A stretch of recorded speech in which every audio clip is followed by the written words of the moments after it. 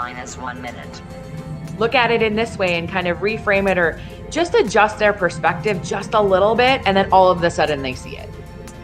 Where do you Minus think 50 seconds. most business owners fail today? They fail to focus on their zone of brilliance. T-minus They 40 want seconds. to be everything to everyone, and by doing that, they dilute what they're really, really good at.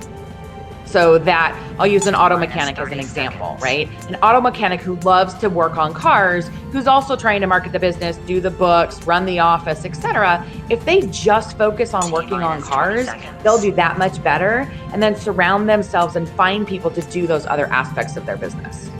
Sounds like something I tell people all the time. You know, you can try to become everything to everyone, but then you'll be nothing to no one. Exactly. Because you're going to be so pulled in all these directions that you're not going to have a chance to let.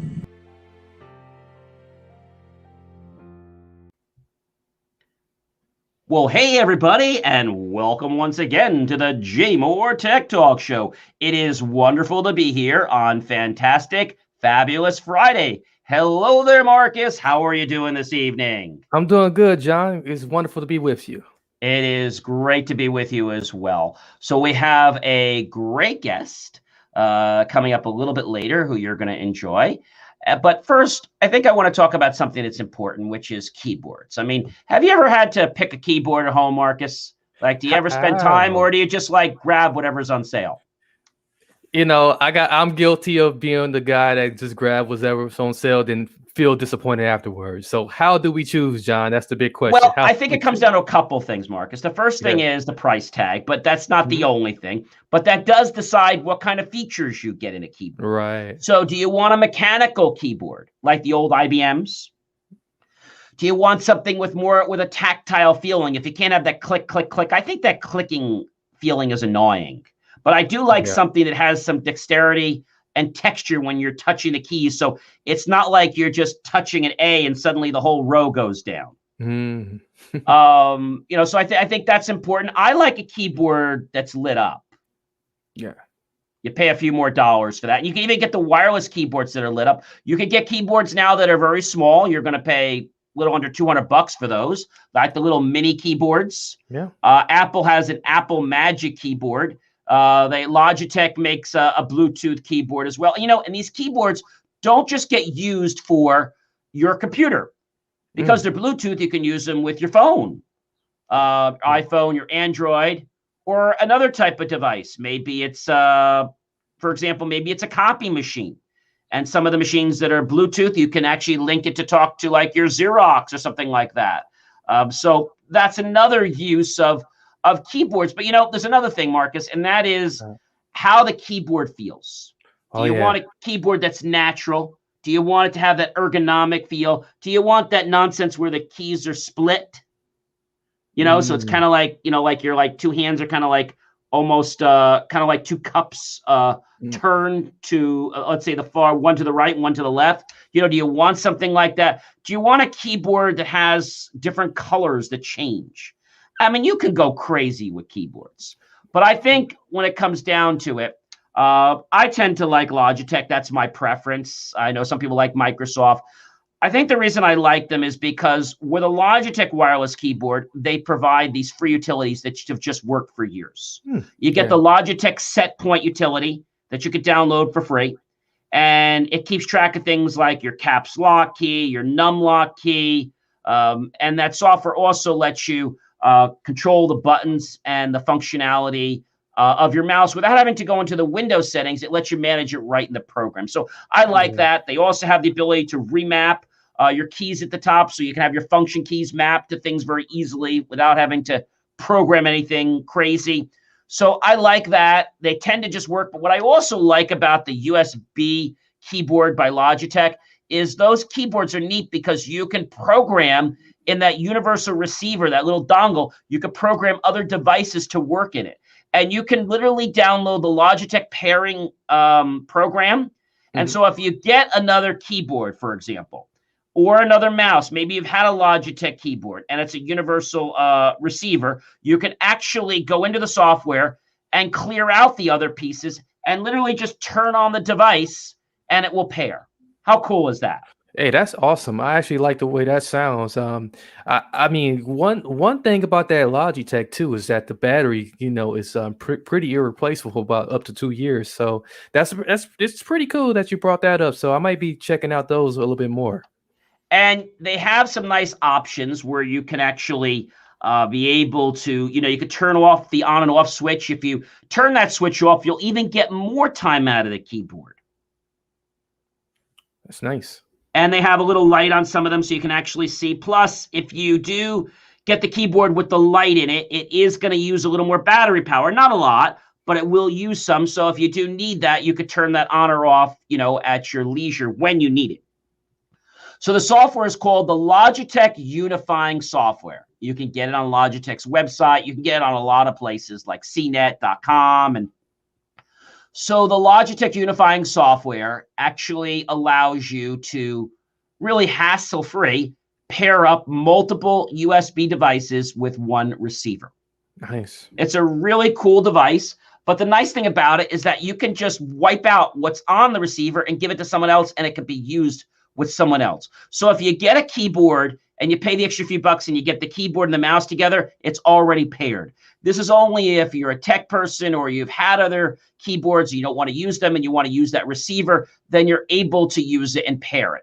So, but you do need to have the Logitech Unifying receiver. You can't have one of the old receivers from many years ago, or you will only be able to use that device. It's not a receiver that will allow you to pair other devices. So that's really important. So if it's more than, I'm going to tell you, 8 years old, you might not be able to pair it with the Logitech Unifying software. Yeah, that makes a ton of sense. So this is definitely premium in its best. So thank you, John, for that.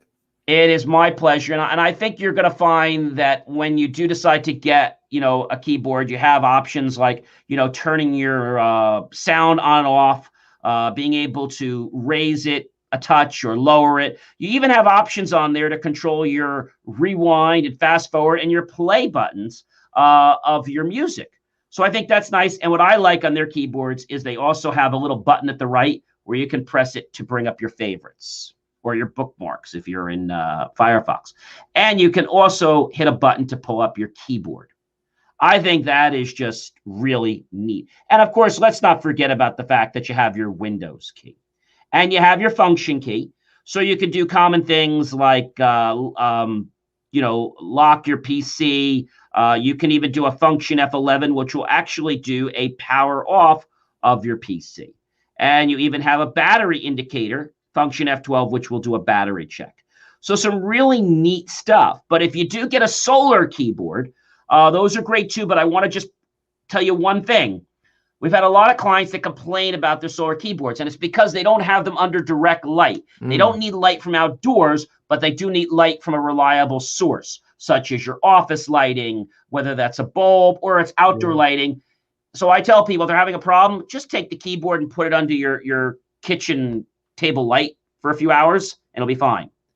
I had one client, he says, John, I can't deal with this. I say, you know what? I'm just going to replace your keyboard for you. I'm going to give you a brand new Logitech keyboard with a battery and no solar. He's like, you get this solar nonsense out. I can't take that.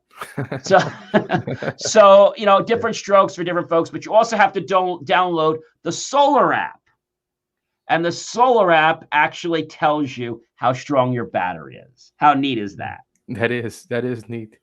Especially if you want to stay the eco-friendly the way and do things to support the ecosystem.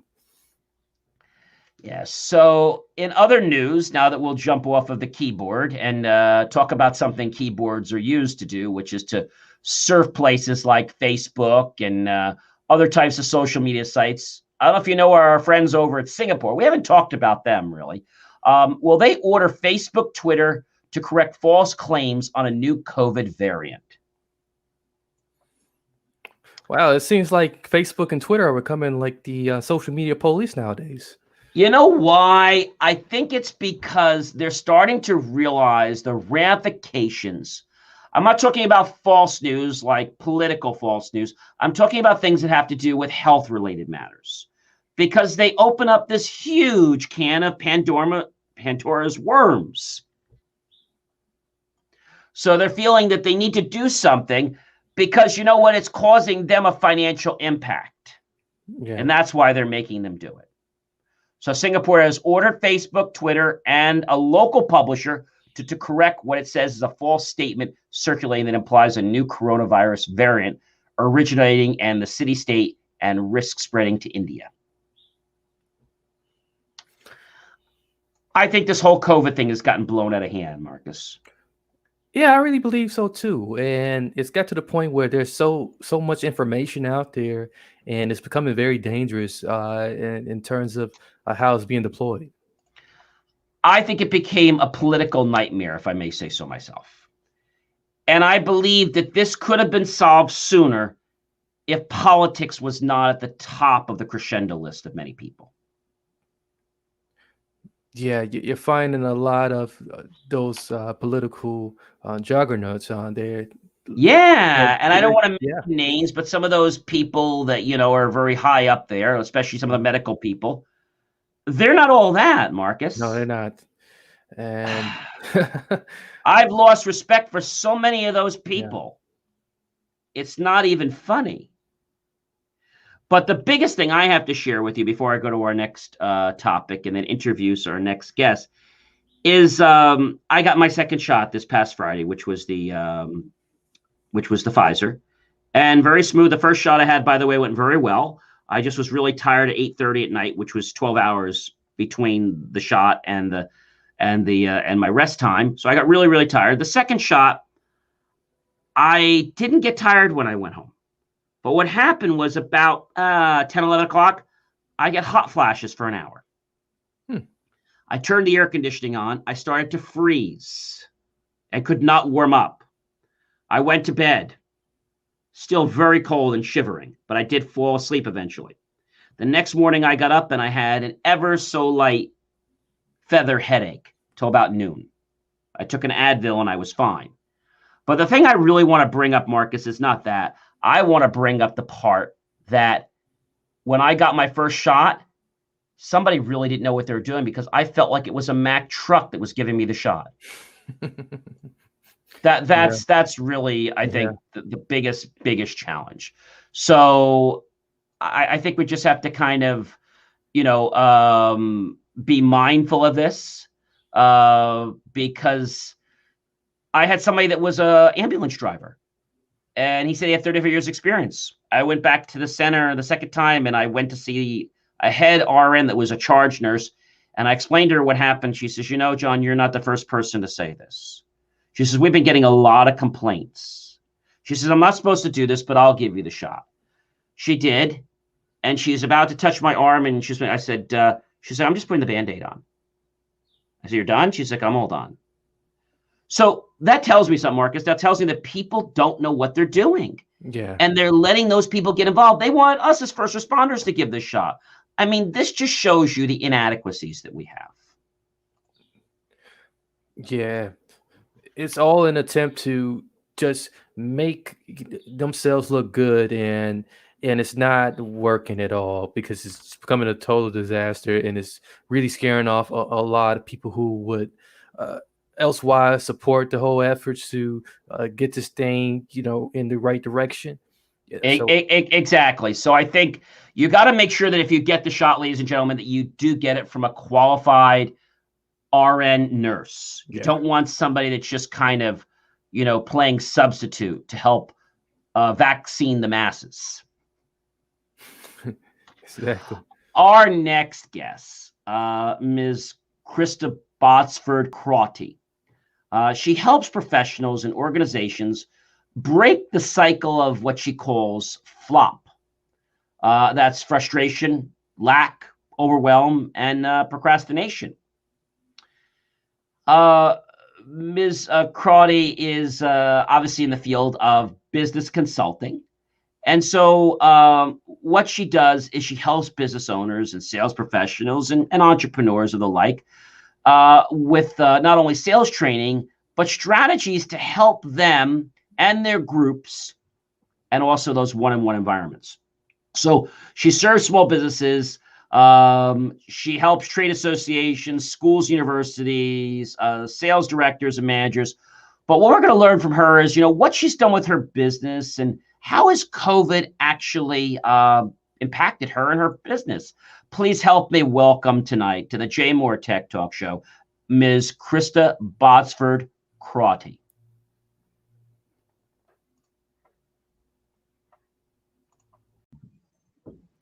Hi, everyone. It's John C. Morley, serial entrepreneur, and I am pleased once again to welcome Krista to the J Moore Tech Talk Show. Welcome, Krista. Thank you, John. It's good to be here. It's great to have you. So, with everything happening in the pandemic and things changing a lot, I know that businesses are having challenges right now, aren't they? Yes. Trying to figure out where they're going. And something interesting I want to ask you first is, I know you're in the field of helping businesses, being like a business analysis and helping them find their strategy. So I want to ask you, where did you get your wings to decide to go into this type of field? And just tell us a little about that. Sure. So I was, pushed, pulled, prodded, however you want to put it, by several colleagues that I had done business with. I had used their services, and in talking to them, they were like, you're really good at kind of looking at the overall picture, looking at everything that's going on in my business. And people would come to me and say, hey, how do I do this? Or how do I do that? Or who do you know that could help me with this aspect of my business? Like you, John, I've been an entrepreneur from a very young age. I started my business at 6 years old, first one. And from there, just kind of evolved. And for me, the journey in getting started was all about helping people. And I went through a training class a few years ago and really understood that my zone of brilliance, my area of expertise, was helping others see what was right in front of them that they were missing. That's right. When we were probably 6 years old or 5 years old, I mean, the idea was in our heads, but I don't think we were really respected as business owners, let alone entrepreneurs at that point. Or encouraged at all, right? Exactly. They're like, what are you doing with your time? Like, why don't you help mommy, help daddy? Like, why don't you go do something productive with your time? I was actually encouraged to do that. So my mom ran a craft bazaar every year, and I was encouraged to help. The first place I started helping helped my aunt at the checkout. The next year, I actually started selling my own products so that I had my own money to spend. And so that was my first quote unquote sales job, and becoming an entrepreneur and understanding that, the balance between, or the harmony between working and getting something for doing that work. I knew at a very young age that I wanted to be in my own business. I didn't know what I wanted to be at that point. Didn't know I was going to be an engineer. I thought I wanted to be a doctor. Then I thought I wanted to be a lawyer. And I evolved and went through a lot of morphing. But I decided that engineering comes easy to me. And I just love helping people and making technology easy. So as you help people with a lot of their challenges, through their pathways, which many people have, and they're so diverse, I don't think there is one person or business that has the exact same pathway. I think they're all just a little bit different. So obviously you're very passionate about that. And your name for your company, where does the love of motorsports come from? Because that's in the name of your company. So where does that come from? So that comes from all my like literally my entire life. I've been around cars, motorsports. My parents had classic cars growing up. My aunt and uncle both race cars. My dad had a motorcycle, and just being around it and loving the sounds, the camaraderie that comes with being in motorsports or a car club. It's something that you're passionate about. And we lovingly say that once it's in your blood, it's very hard to get rid of. So it's drawn a lot of parallels between motorsports and business over the last several years. So I rebranded the company to include that love of motorsports. I think that's fantastic. I do a motivational tip of the day, and my tip the other day was persistence pays when it's backed with passion and integrity. Mm-hmm. And I don't think you can do anything without passion. You could do things without integrity, but it's going to topple down on you. Maybe not overnight, but it is when people find out that you're really not the person they thought you were or the business that you were. Now, you allude to the fact that you have a superpower. So do you turn water into something? Are you afraid of kryptonite? Or so what's your superpower? So my superpower, people would say, is the fact that I can see what others miss. I can see things that are in people's blind spots. I can help them better understand where they're at. I see things that aren't there for the typical person. So business owners will come to me and say, hey, this is, I'm really struggling with this. And I'll go, oh, well, look at this. Look at it in this way and kind of reframe it or just adjust their perspective just a little bit. And then all of a sudden they see it.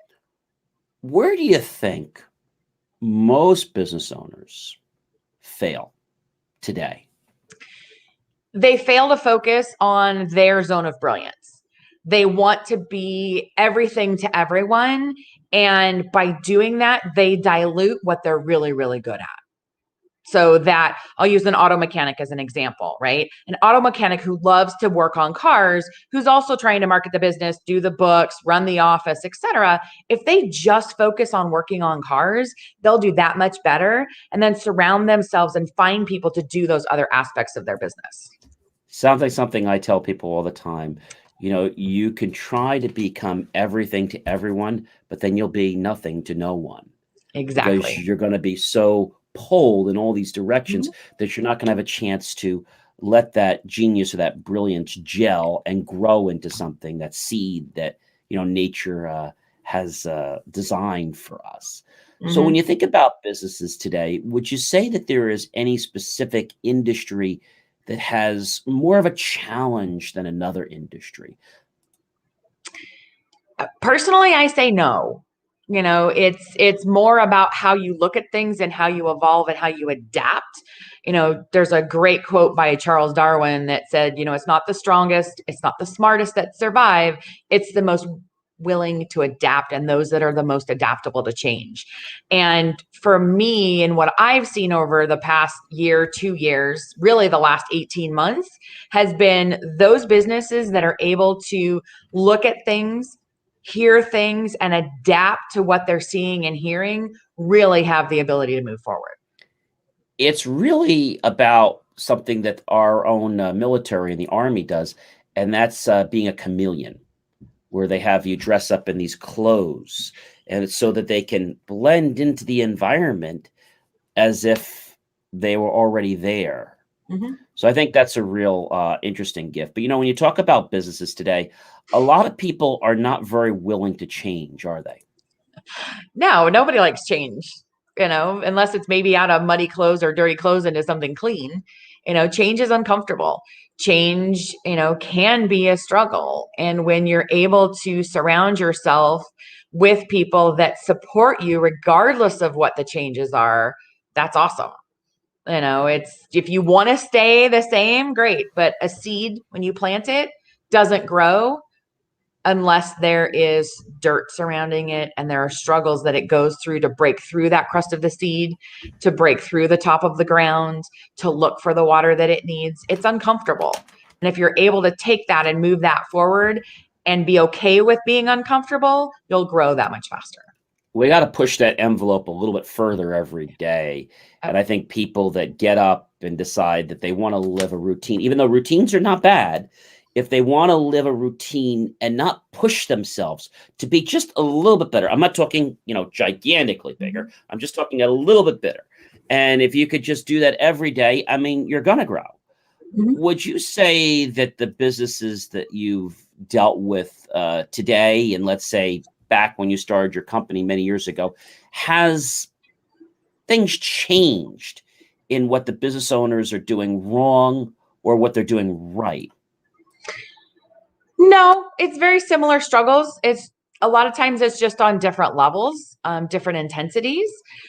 Most people, like I said before, most business owners will struggle with staying in their zone of brilliance, trying to be many people to many things, like you said. And the struggles are the same. Maybe the name of the struggle is different, tomato versus tomato, potato versus potato. it's really about how you look at it. The general things that business owners struggle with have stayed the same. They've just appeared in different colored skins, as you said, with the chameleon, right? They're still there. They're the same thing. They just show up in different colors. The other thing I find is that people sometimes know they need to make a change, but then they do something called avoidance. And now people have told them to change. Their coaches have told them to change. Their families told them to change. Their customers have told them to change, and their clients, but they don't take that step. And one wise person once said to me, you know, John, people only do things for two reasons: to avoid pain and gain pleasure. People will actually do things in a quicker fashion to avoid pain. They won't do them as quick to gain pleasure, which is interesting. I think it depends on the person. Okay. It depends on whether you're towards motivated or away motivated, in my language. You know, do you really want to move towards something, or do you want to move away from things? Do you want to move towards being healthy, or do you want to move away from being heavy? So it all depends on the person. I think the person determines how they're motivated.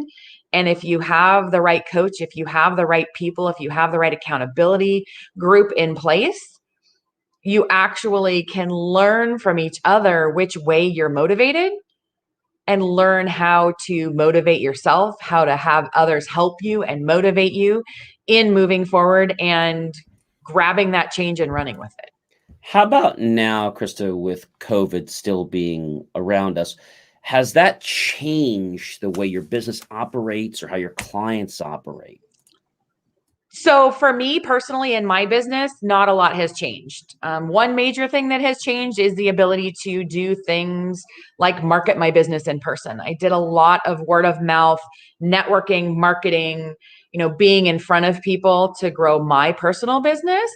For my clients, it depends on the client. It really depends on the client. A couple clients were brick and mortar in-person businesses. So yes, a lot has shifted for them.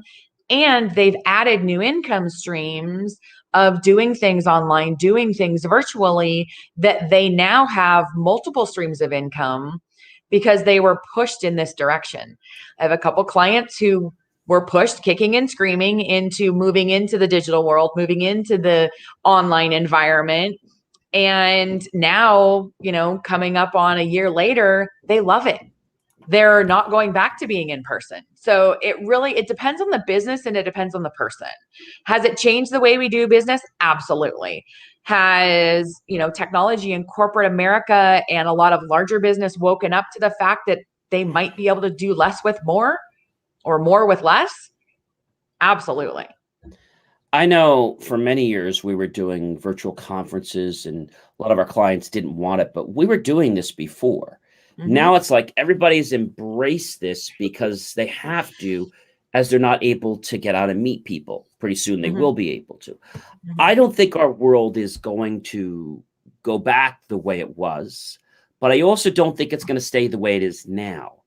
I think we're going to have a hybrid of virtual things and on-premise things. There's still going to be people that are going to be skeptical for the next 5 or 10 years, which we can't help that. But the people that want to make a change, one of the biggest challenges I see is, you know, you want to refer somebody business. I had a golf club that I belonged to, and we were going to do meetings online. And they said, don't bother me until we can meet again in person.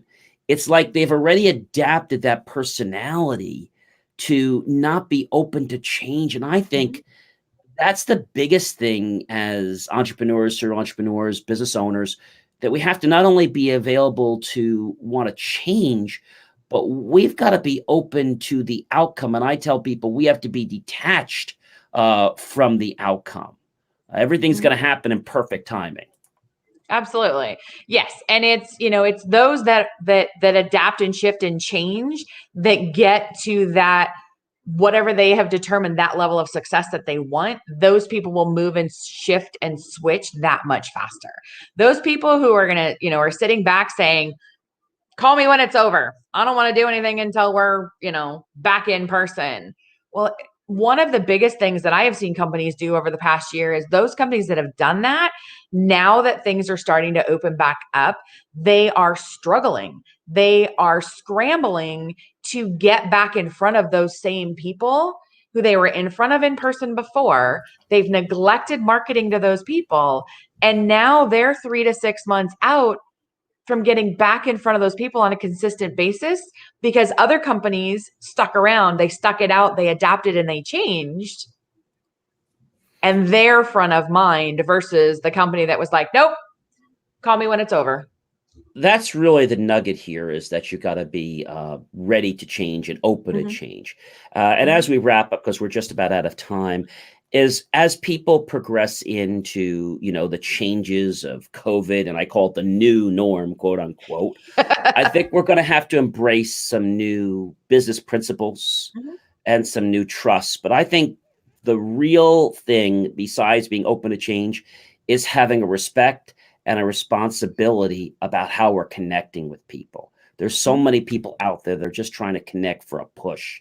And I think we really just have to give value, which is what our show does. We're about providing value to all of our viewers, and now to Princeton TV, by the way. Thank you to Princeton, because, we really do want to educate people on so many different levels. Mhm. And so before we do say goodbye to you, Krista, I'd just like to ask, is there any way people can get in touch with you if they have more questions on possibly how they can get more organized with their business? Absolutely. You can access me through LinkedIn. I'm on LinkedIn, both by my name, Krista Crotty, as well as my business, Velocity Business Strategist. I do have a business Facebook page, Velocity Business Strategist, and I have a YouTube channel, VB Strategist. And then, of course, you can always text me or call me at 702-677-6923. And my website is vbstrategist.com. I look forward to hearing from people. And if any of you happen to miss all that, that was a lot of information. You can replay this, because this will be back on our website, usually within 7 to 14 days. We actually transcribe all of our shows. So if you say, I don't want to go back and actually find what part of the show she was in giving her phone number, you can just look on our website, because it will be completely transcribed. Krista, it has been a pleasure learning about you and your company and what you do, and just some of the ideas that you follow today, so that we could share this with our audience. Awesome. Thank you, John. It's been a pleasure being here. My pleasure.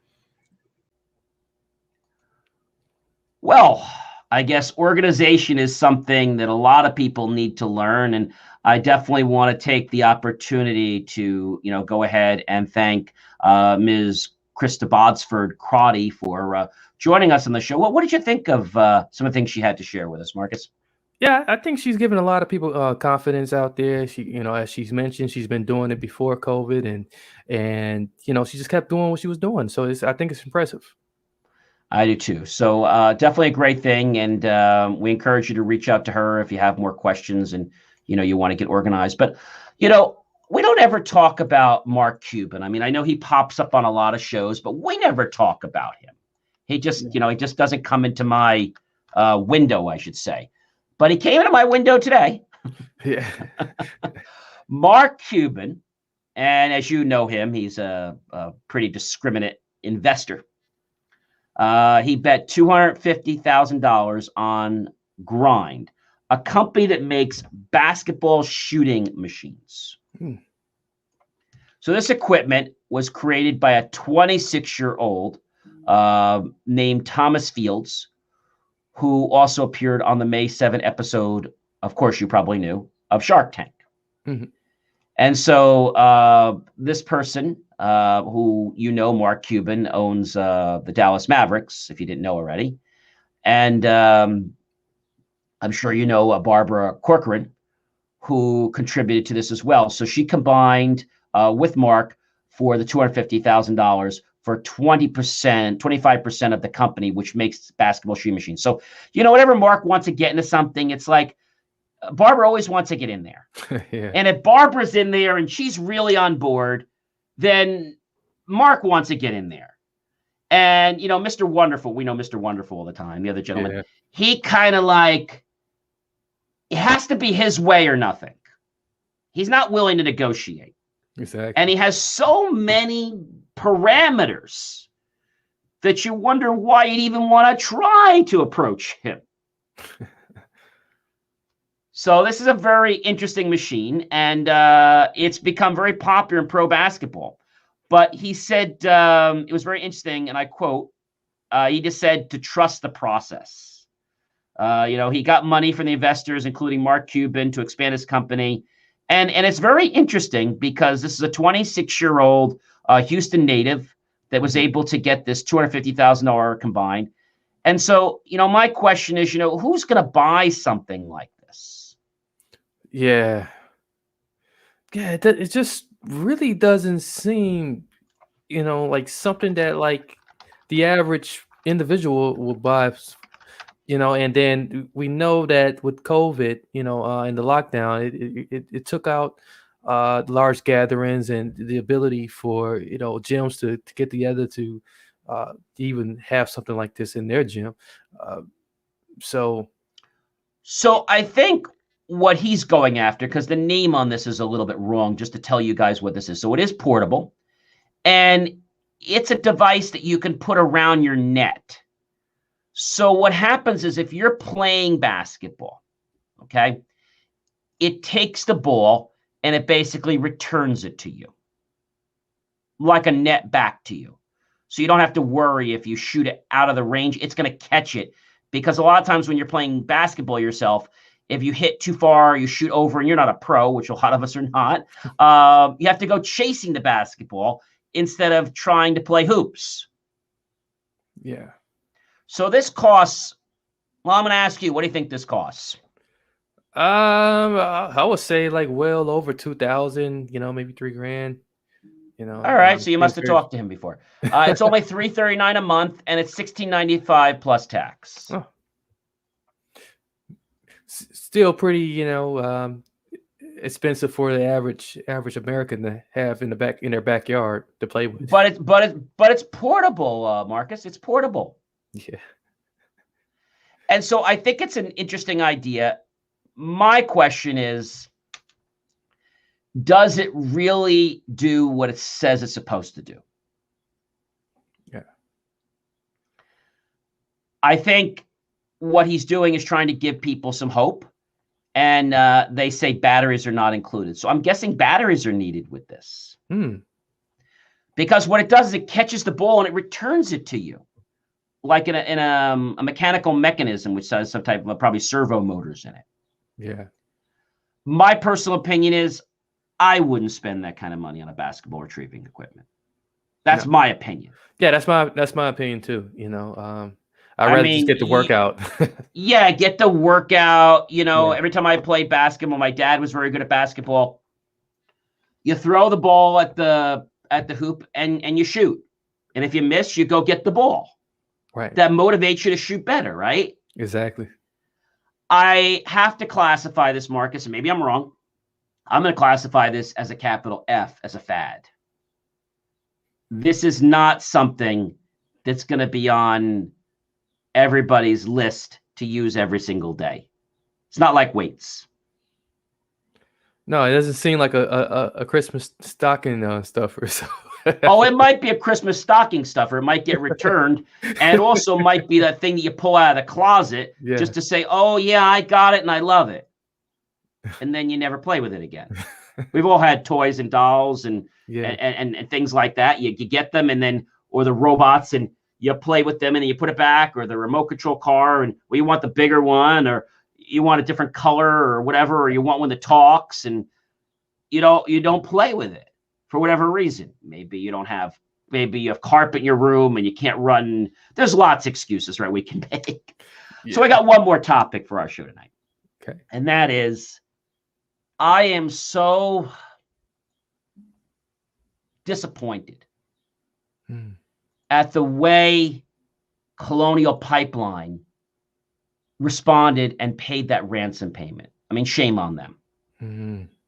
They paid $4.4 million of money that is not even theirs to a cyber criminal gang responsible for taking over the U.S. fuel pipeline.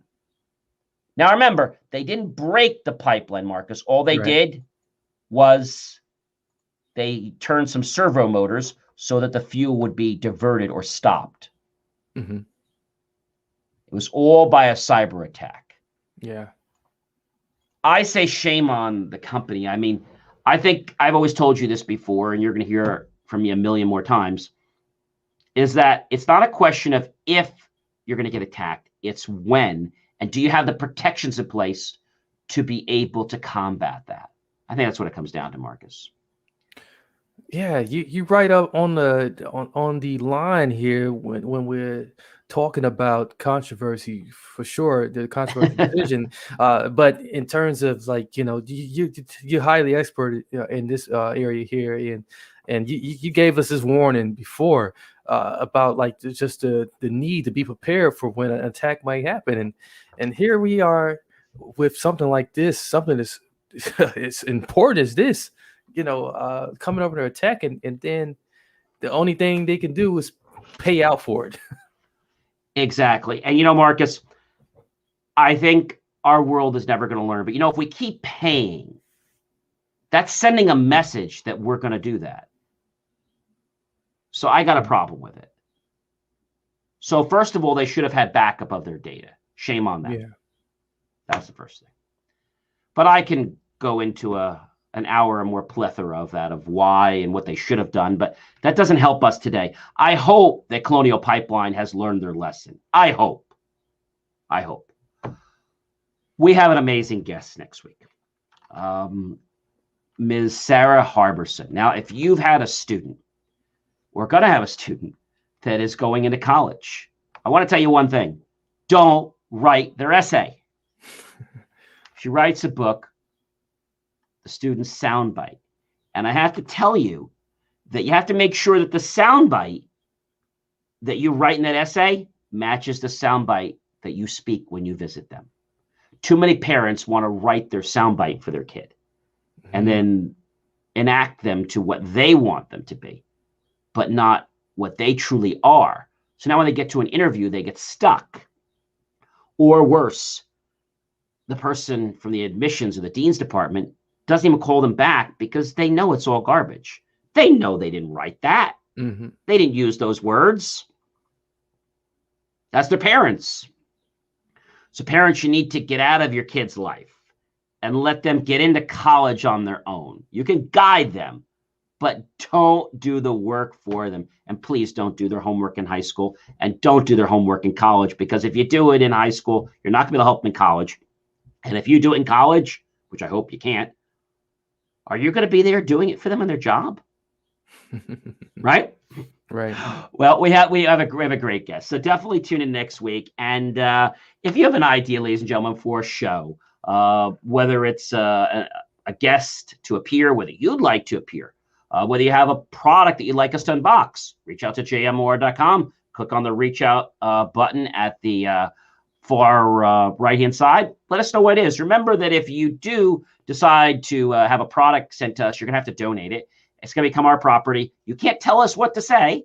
And if you do want to be on our show, we do remind you that there is a vetting. So you may go through a pre-interview. We're going to ask you some questions because we want to make sure that you're providing quality and value. We don't accept every guest that comes to apply for our show. And that's because we only want the best for our audience.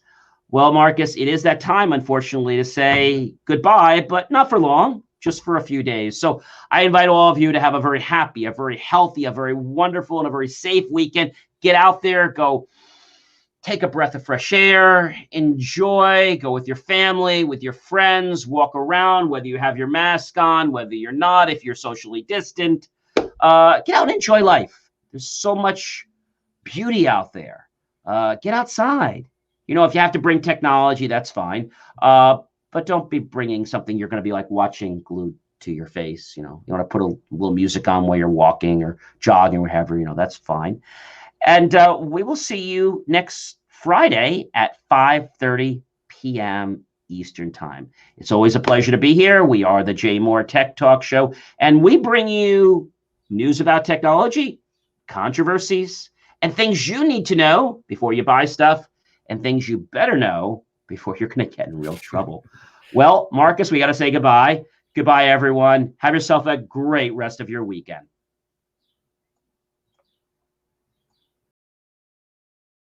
Thank you for tuning in to the J Moore Weekly Technology Show, where we answer your questions about how technology is supposed to work and sometimes why you have challenges getting it to work that way. For more IT support and tips, just text IT support to 888-111. That's IT support to 888-111, and you'll get tips on technology. I'll see you next week right here on the J Moore Tech Talk Show. Remember, jmor.com.